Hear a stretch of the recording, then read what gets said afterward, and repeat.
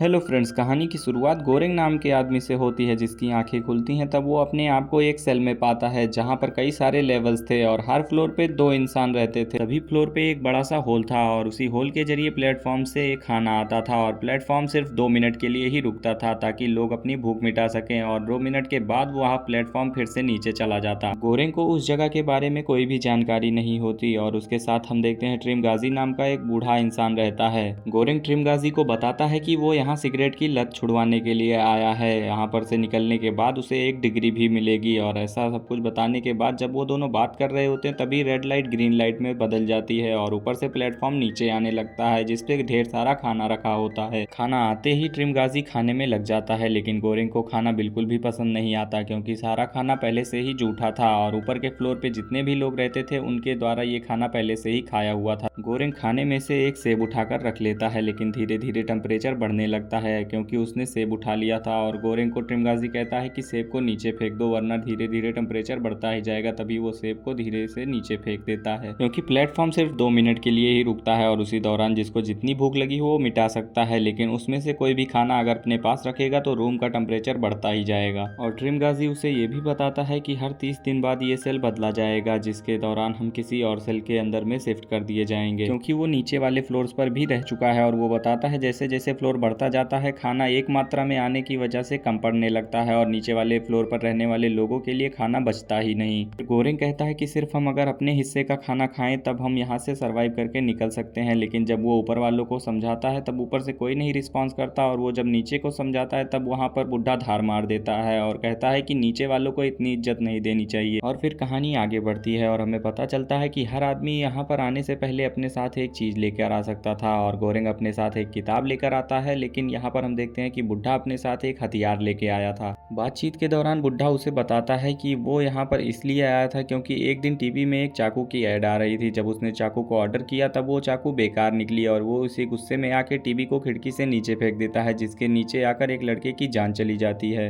बातचीत के दौरान ऊपर से एक आदमी नीचे गिर के मर जाता है। तभी बुढ़ा कहता है कि घबराने की कोई बात नहीं है, ऐसा यहाँ पर आए दिन होते रहता है। फिर एक लड़की जिसका नाम मिहारू है ये प्लेटफॉर्म से नीचे आ जाती है और फिर ट्रिमगाजी गोरेंग को बताता है कि ये अपने बच्चे को ढूंढते हुए डेली प्लेटफॉर्म से नीचे जाती है और अपने साथ वाले लोग को मार देती है। और खाना खत्म होते ही प्लेटफॉर्म फिर से नीचे जाने लगता है और जैसे ही मिहारू नीचे पहुंचती है तभी दोनों लड़के उस पर झपट पड़ते हैं। ऐसा देखकर गोरेंग काफी चिल्लाने लगता है लेकिन यहाँ पर हम देखते हैं कि मिहारू दोनों ही लड़कों को मारकर उसका काम तमाम कर देती है। फिर वो प्लेटफॉर्म पर बैठकर नीचे चली जाती है और फिर इसके बाद हम देखते हैं कि गोरेंग भी इस जगह पर अब धीरे धीरे ढलने लगा था और वो ट्रिमगाजी की तरह इस जगह पर एंजॉय करने लगा था। फिर ट्रिमगाजी 30 दिन बाद उसे बताता है कि आज उस सेल में उनका आखिरी दिन है और फिर उसके बाद वो अगली सुबह किसी और नए सेल में होंगे। और जैसे ही अगली सुबह उसकी नींद खुलती है तब वो अपने आप को बंधा हुआ पाता है क्योंकि ट्रिमगाजी ने उसको बांध रखा था क्योंकि फ्लोर का लेवल बढ़ चुका था और उसे पता था कि अब इस जगह पर खाना नहीं पहुंचने वाला और इसीलिए वो गोरेंग को बांध कर रख देता है। और वो उससे कहता है कि मैं 8 दिनों तक इंतजार करूंगा, अगर खाना मिल जाएगा तब मैं तुम्हें नहीं खाऊंगा लेकिन अगर मुझे भूख लगेगी तो मैं तुम्हारे मांस को काट कर खा जाऊंगा।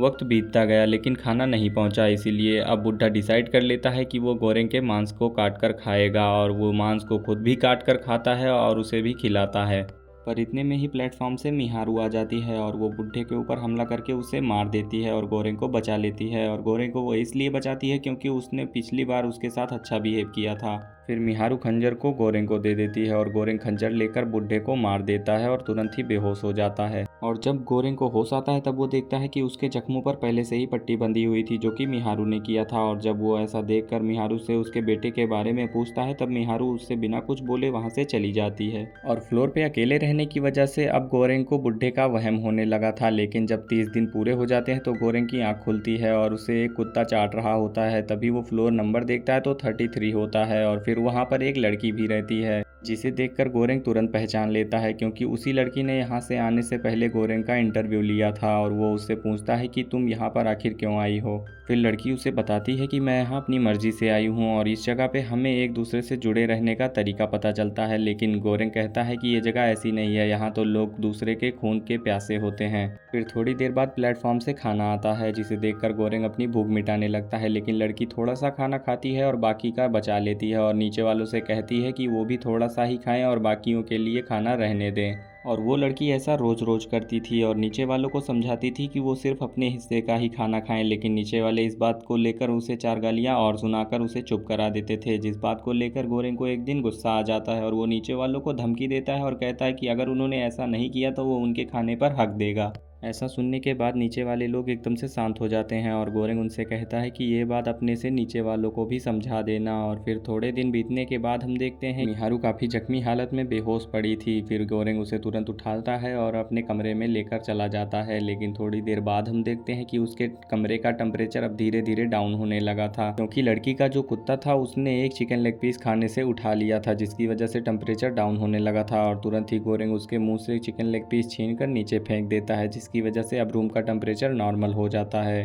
और फिर जैसे ही मिहारू ठीक होती है तब वो फिर से प्लेटफॉर्म से नीचे चली जाती है और गोरेंग उस लड़की को बताता है कि मिहारू अपने बच्चे को ढूंढ रही है जो कि 16 साल का है, लेकिन तभी वो लड़की उससे बताती है कि इस लड़की का कोई भी बच्चा है ही नहीं, क्योंकि उसी ने मिहारू का इंटरव्यू लिया था और मिहारू का ना तो कोई बच्चा था ना ही माँ बाप थे। इसीलिए वो बताती है कि मिहारू एक अनाथ लड़की थी। और तभी नीचे वाले लोग मिहारू पे झपट पड़ते हैं, लेकिन मिहारू के हाथ में जो बुड्ढे का खंजर था उसके जरिए वो दोनों को मार देती है। और वो लड़की गोरेंग से कहती है कि मुझे अंदाज़ा भी नहीं था कि 8 साल से मैं लोगों को इस दलदल में भेजती आ रही हूँ और मुझे अब 3 साल से जब कैंसर है तो इस बात से मुझे कोई फ़र्क भी नहीं पड़ता, क्योंकि अब मैं मरने ही वाली हूँ। और फिर एक दिन उसका सेल जब बदलता है तब वो 202 नंबर वाले फ्लोर पे रहते हैं, जहां आँख खुलते ही गोरेंग देखता है कि वो लड़की पहले से ही फांसी लगाकर मर चुकी थी, क्योंकि उनका फ्लोर इतना ज़्यादा था कि उसे पता था कि अब उन्हें खाना नहीं मिलने वाला। इसीलिए वो लड़की अपने आप को पहले ही मार देती है, क्योंकि वहाँ 200 से ज़्यादा फ्लोर थे। और लड़की और बुढ़ा अब दोनों ही भ्रम की वजह से फिर से गोरेंग को दिखाई देने लगते हैं। और लड़की उससे कहती है कि मैं चाहती तो नीचे कूदकर भी अपनी जान दे सकती थी, लेकिन मैंने अपनी जान इसलिए यहाँ पर दी क्योंकि मैं चाहती थी कि तुम मेरा मांस खाकर अपना पेट भरो।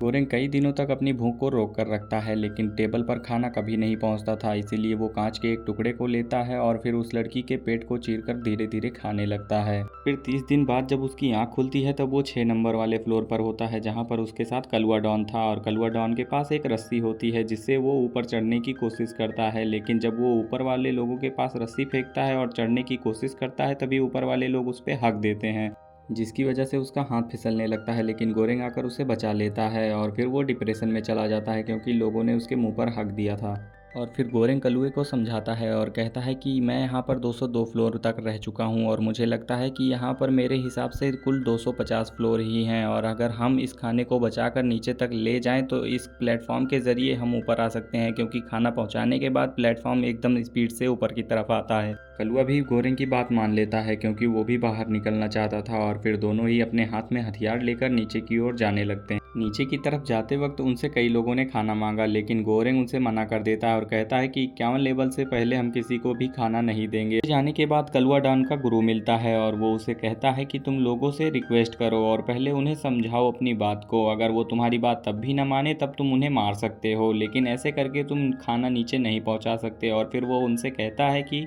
तुम दोनों इस प्लेटफॉर्म की सबसे फेमस डिश पैनाकोता को बचाकर सबसे नीचे वाले इंसान के लिए लेकर जाओ और उसे खिलाओ, तभी तुम्हारा मिशन कंप्लीट होगा। कलुआ डॉन अपने गुरु की सारी बातों को मान लेता है और गोरेंग के साथ नीचे जाता है, लेकिन जैसे ही वो नीचे वाले फ्लोर के लोगों से रिक्वेस्ट करता है और उन्हें समझाता है तब उसकी बातें कोई नहीं सुनता और लोग उसके खाने पर झपट पड़ते हैं। लेकिन ऐसा देखकर गोरेंग उनका सर तोड़ देता है और कलुआ समझ जाता है कि उसकी गुरु की बताई बातें कोई नहीं मानने वाला। और लेवल जैसे जैसे बढ़ते जाते हैं तब वो धीरे धीरे सबको खाना देने लगते हैं, क्योंकि नीचे के लोग बहुत ही ज़्यादा भूखे होते हैं और कुछ लोग तो भूख के मारे मर ही जाते हैं। और इसीलिए यहाँ पर हम देखते हैं कि कलुआ डॉन जब एक लड़के को खाना दे रहा होता है तभी वो लड़का उनसे कहता है कि अगर तुमने खाना नहीं दिया होता तो मैं इस बुढ़े को मार के खा जाता। और ये सुनकर कलुआ समझ जाता है कि नीचे वालों की मेंटेलिटी कैसी हो चुकी है और फिर वो गोरेंग के साथ तुरंत नीचे जाने लगता है। और जहाँ पर हम देखते हैं कि कुछ लोग मिहारू की जान लेना चाहते थे और ऐसा देखते ही गोरेंग को बहुत तेज गुस्सा आता है और वो नीचे कूदकर उन लोगों को मारने लगता है। और इधर कलुआ डॉन भी दूसरे आदमी को मारने लगता है, लेकिन उसे कुछ गंभीर चोट लग जाती है, लेकिन फिर भी वो लड़ाई नहीं हारता और उसे मार देता है और अपने साथ गोरेंग के भी जान बचा लेता है। और लेकिन इसी हादसे के दौरान मिहारू मेहारू की जान चली जाती है और फिर वो दोनों नीचे की ओर बढ़ने लगते हैं।